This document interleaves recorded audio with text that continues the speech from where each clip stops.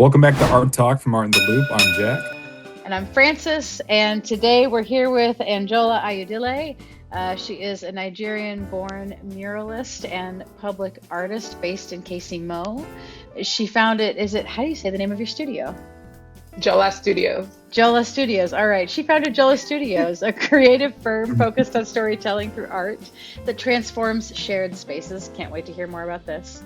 Her work centers on community voice, using digital media, painted murals, and public art installations to translate lived experiences into bold, accessible visuals. So welcome to Art Talk, Anjola. It's so great to see you.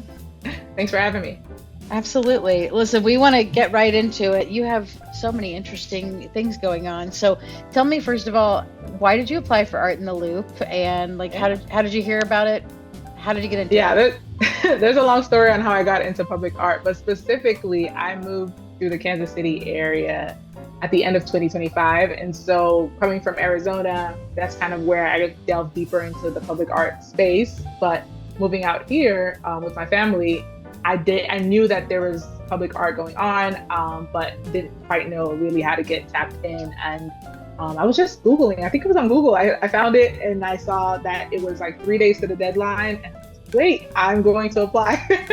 I'm going to apply. And specifically, I like the fact that, the theme home, I feel like it's something that a lot of people can resonate with. And I was kind of thinking through, okay, with my digital media artworks that I've done, like what piece can I, connect with for this theme? And I just put in an application, wrote about what home and the connection to music means to me in this context.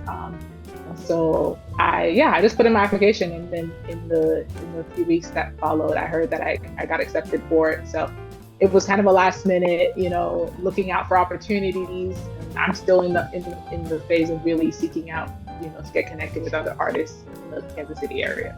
Portrait piece featuring a Nigerian talking drum player, a man who is kind of in the mid playing of this talking drum. And the talking drum is a percussion instrument that's in West Africa, and I'm specifically born in Nigeria. So I grew up there, then my family ended up moving to the United States later as a kid. And so there's a lot of connection, I would say, with music that I have that ties to Nigeria, ties to West Africa in general. So this specific piece is this drummer, he's playing this instrument, and around him is like what I would call sound bubbles, right? So it's like this flowing outward montage of different colors that kind of symbolize how, music and sound travels. And a lot of times it's this connection point for people in the diaspora who maybe they don't live in their country of origin, but they're able to connect back to it through music.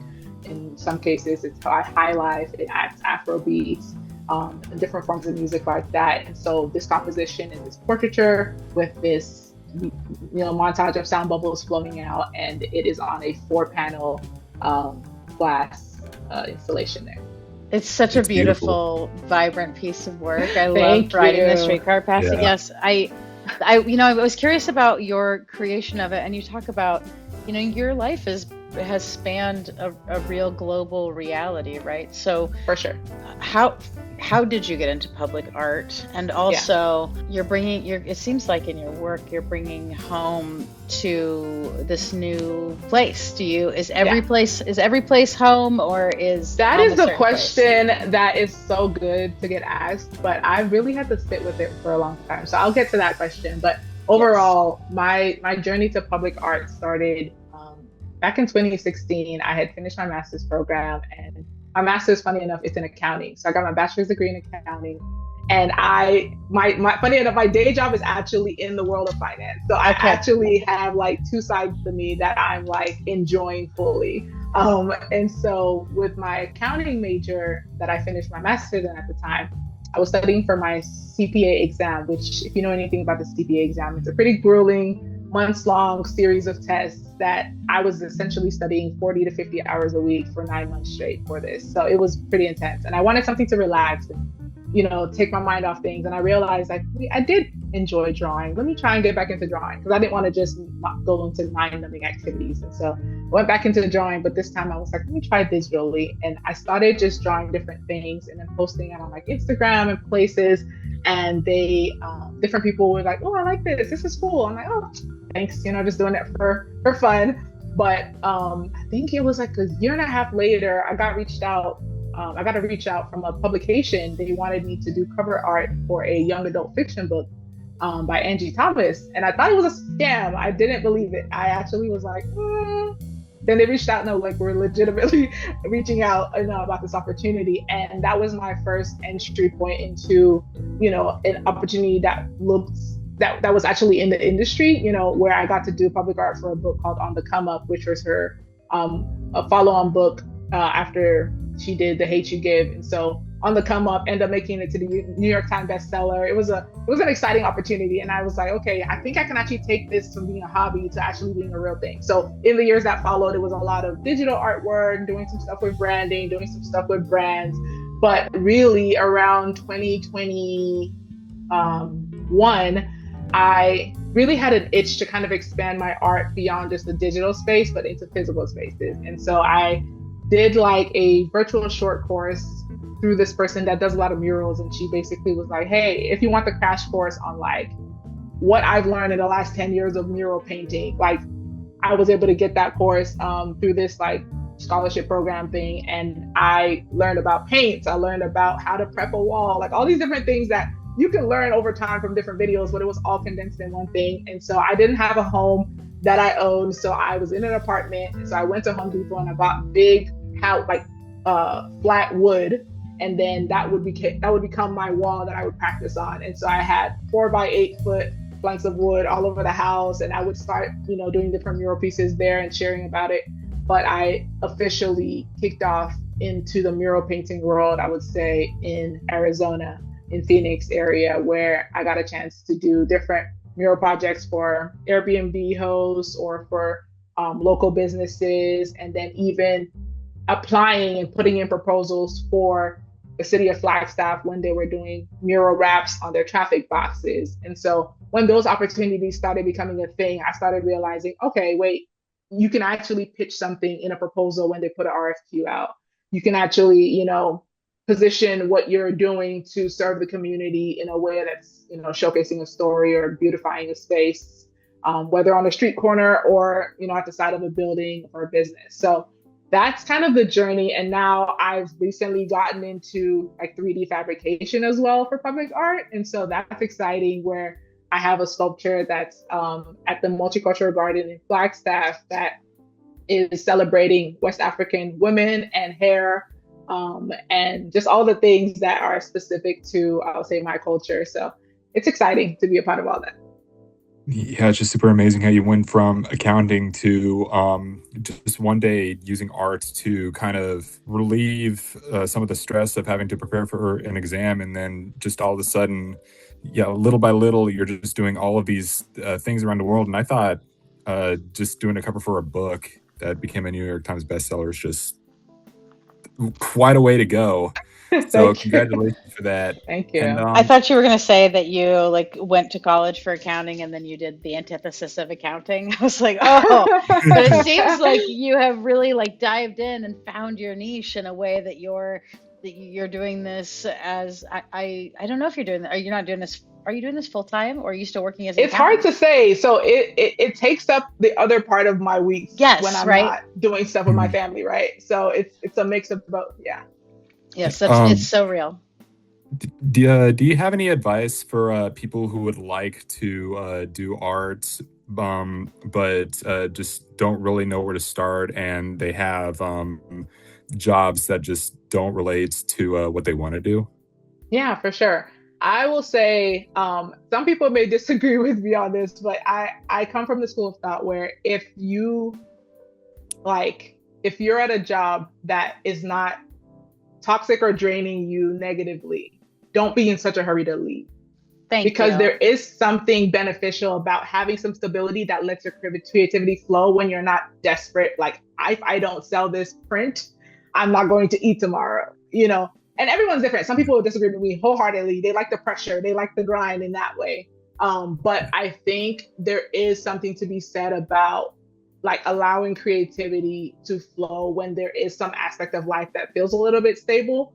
And then also like not comparing yourself to other people, because I would say, like, even in the early stages of my art, I'm like, wow, this person has a specific style. Like, I need to figure out my style really quick. And it's like, you don't. Like, you can try different things. And even people that you say they have a style now, you're catching them in chapter 20 of their story. And if you go back, you'll see that they've tried different things.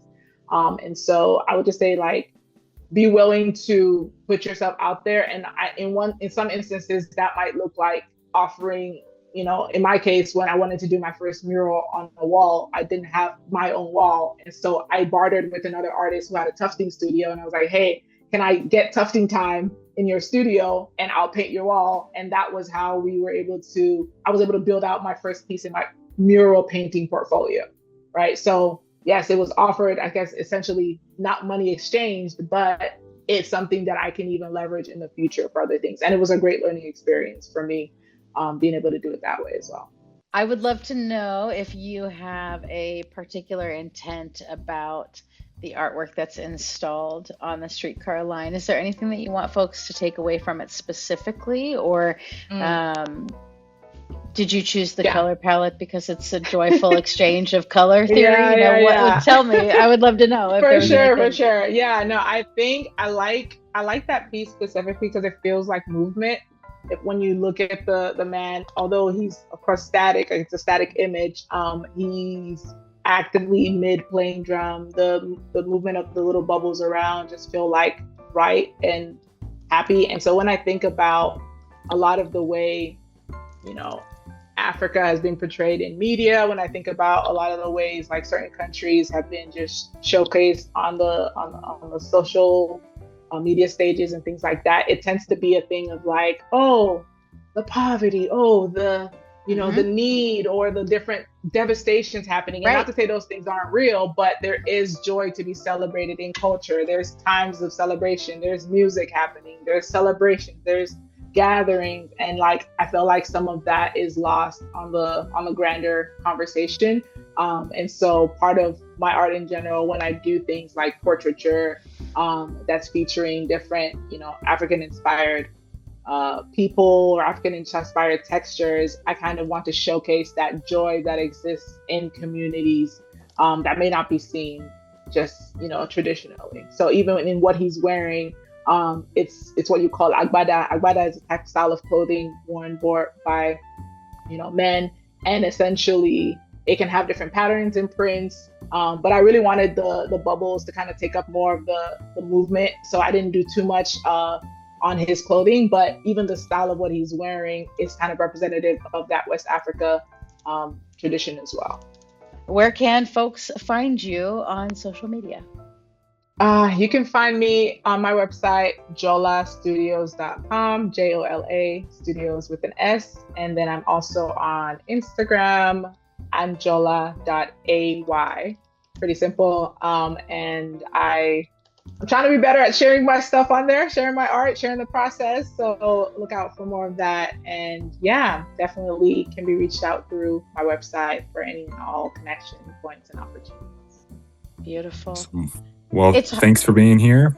You've been such a lovely guest. Yeah, we have. It's been so enjoyable, and I love that you're stating like I'm trying to put myself out there, because God, building your own brand is such a squeamish reality of like, I'm just a person. So Don't real. make me be like I know my strengths. I'm not gonna pretend. Like I know my strengths here. I can live off of like without social media personally, but I know and I enjoy and I see the benefit of utilizing it. So we're gonna be better. Yeah, it's here to stay, and it's a really helpful way to get your work out. I call Jack my resident young person, because when he says stuff like that, I'm like, shut up, Jack, we're gonna burn it to the ground. But right after I finish this interview series and get my there are benefits to it, and it is here to stay, but there is a healthy balance, and I think this is a great way to use it, because we can build a global community in this virtual space. There it is. No, I appreciate y'all. Thanks for this conversation. Thank you. No problem. Thank you so much.